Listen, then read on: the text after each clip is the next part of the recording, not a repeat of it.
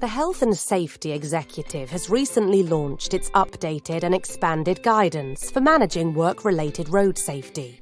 The new guidance, which was last released in 2014, reflects the significant development in driving technologies, employment status, and driving practices that have happened in recent years. It explains the responsibilities of organisations that have workers who drive and ride for work, and is relevant for all vehicle types.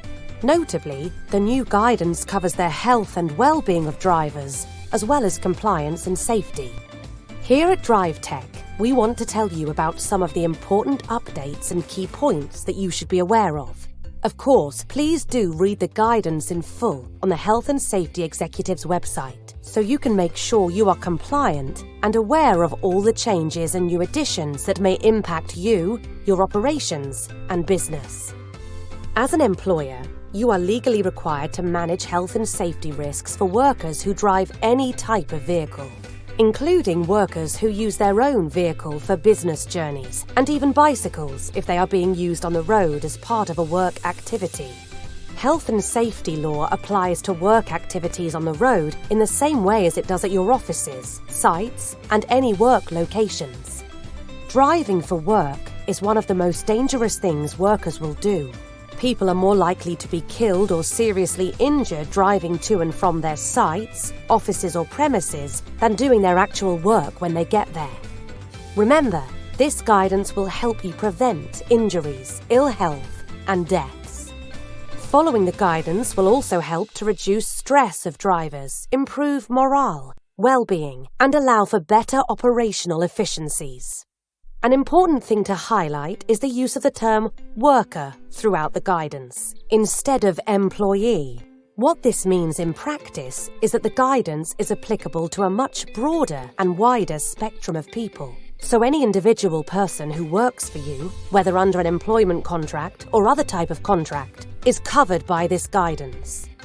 This includes subcontractors. The guidance specifically states that it applies to anyone engaged to work for you in the gig economy, including dependent contractors and self-employed people. So your responsibility as an employer to those who work for you and drive on business may now reach a lot further. Other important new additions to the guidance which could require action are the requirement for collision and incident reporting and investigation, including near-miss reporting, meaning that road and vehicle incidents are being brought into line with how other health and safety incidents are managed in the workplace. Delivery or courier drivers. Do you have any working for you? These are described as lone workers and vulnerable workers within the guidance. The increased risks to these types of drivers need to be managed.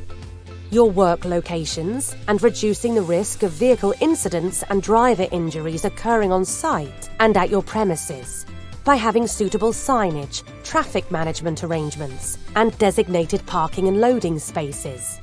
Inclusion of vehicle safety monitoring technology, such as telematics, but more importantly, that the management, coaching and relevant interventions based upon the information and insights the technology provides is a critical part of any safety monitoring technology. The importance and benefits of driver induction training, with specific criteria that a driver induction should have included in it. The health and well-being of your workers that drive, with reference to mental health and the impact stress has on a person's ability to drive safely. There is also a lot of focus on fatigue and fatigue management best practice.